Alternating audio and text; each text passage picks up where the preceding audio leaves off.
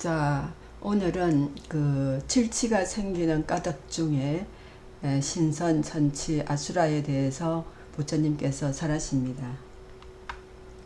먼저 신선 10가지가 생기는데, 신선은 생각이 7이고 감정이 3이라고 합니다.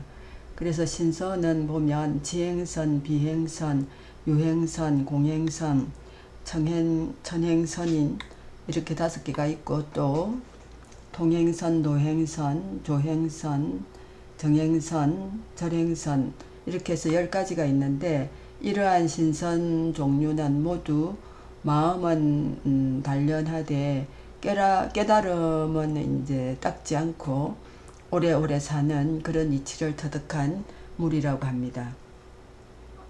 다음에는 이제 육천이 있는데, 우리가 그 경전 읽을 때 흔히 나타나는 6가지 하늘입니다.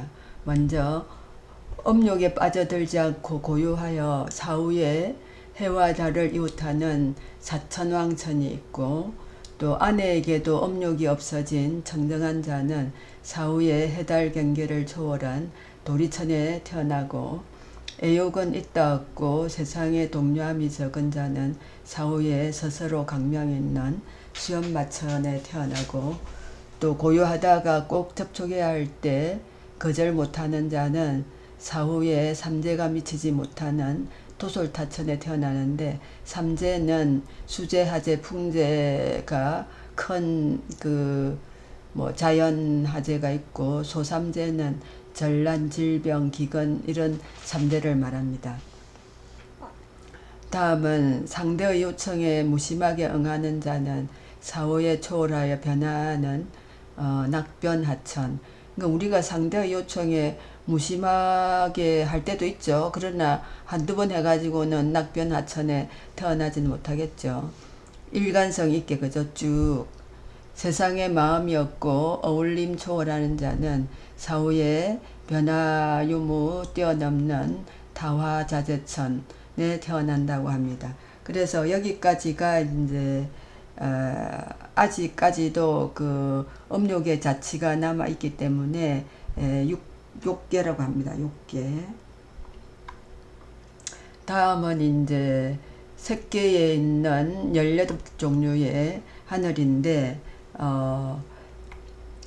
이 세 무리는 고뇌가 핍박하지 못하는 하늘 3가지부터 먼저 하면, 애욕에 더러움이 생기지 않고 욕계에 머물지 않으면 범중천이고, 애욕을 여의고 계율을 좋아해 따르면 범보천이고, 몸과 마음이 오묘하고 그 많은 계율을 청정히 지키는 그런 자들은 범중을 통솔하는 대범천이 되고, 또 이제 이선이라는 3가지 수승한 흐름을 가지고 있는 곳이 있는데, 하나는 쌈맞이 닦지 않고 정정한 마음에 전기가 밖으로 새는 것에 동요하지 않는 초선천, 그리고 빛발금이 끝이 없고 시방색에 두루 비추어 유리같은 무량강천이 있고, 범행이 원만하고 마음이 동요치 않는 밝고 빛나는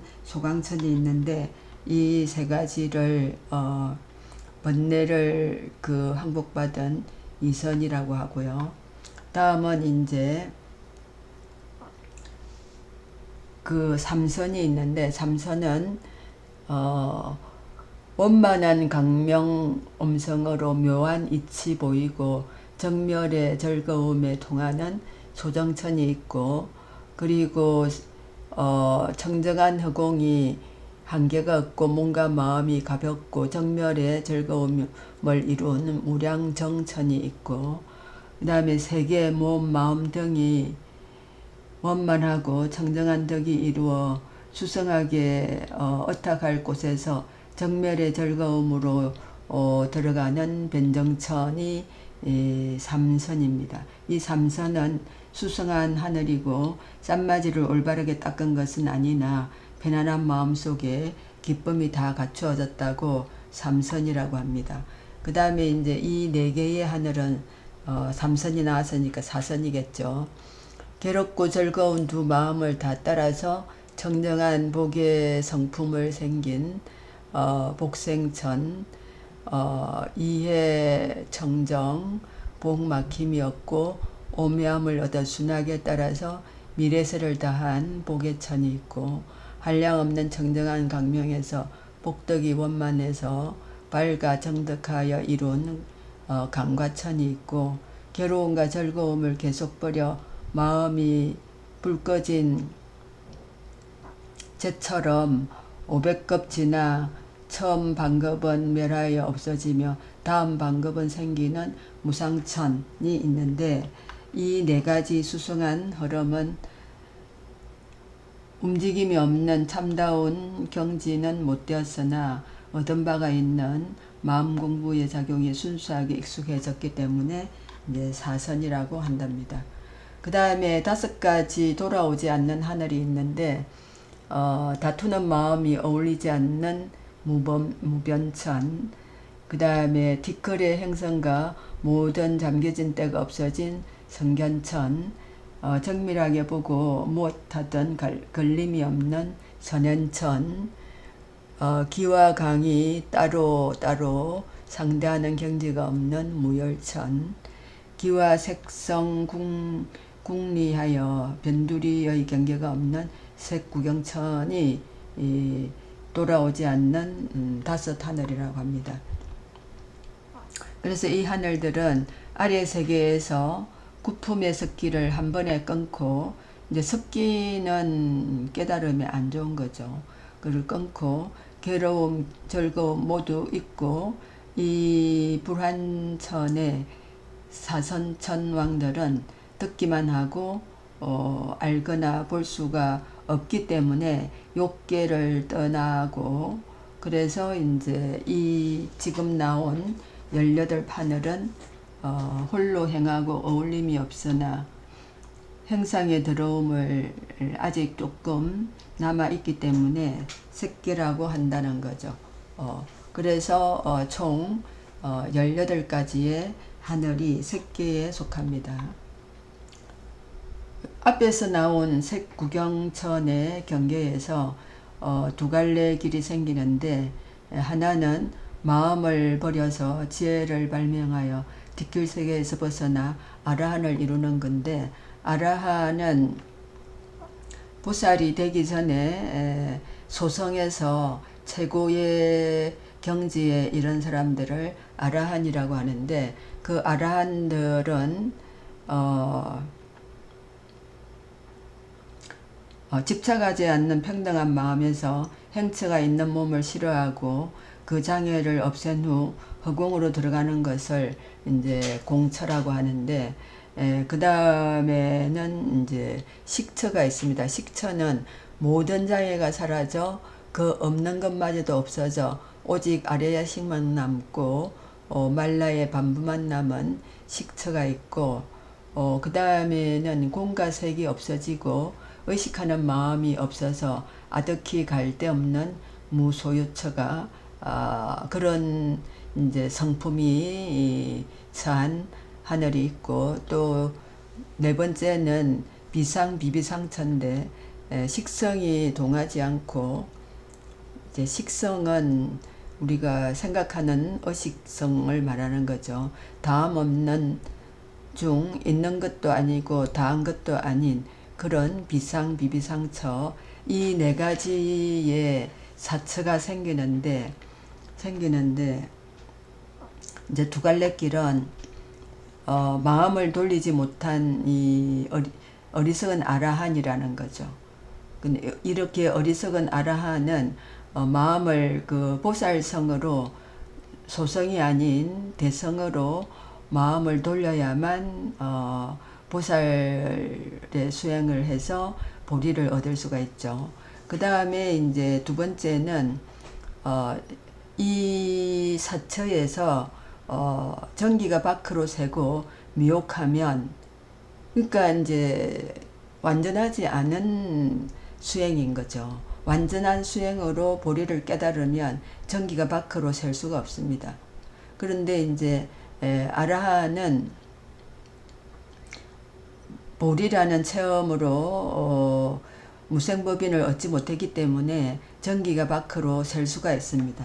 어떻게 하면 이제 전기가 밖으로 안 새느냐 하면 부처님 법문을 열심히 듣고 계속해서 수행자로서 수행을 해야 되죠. 그래서 이제 사처의 천황들은 보살의 쌈맞이에 논이면서 보살의 쌈맞이에 들어가서 이제 수행을 계속 정진해 가지고 무생법인을 얻으면 성인이 되겠죠. 그래서 성인의 세계로 향하는 그런 수행의 길을 수행의 길로 삼는다는 거죠. 그래야만 윤회에 들어가지 않는다는 거죠.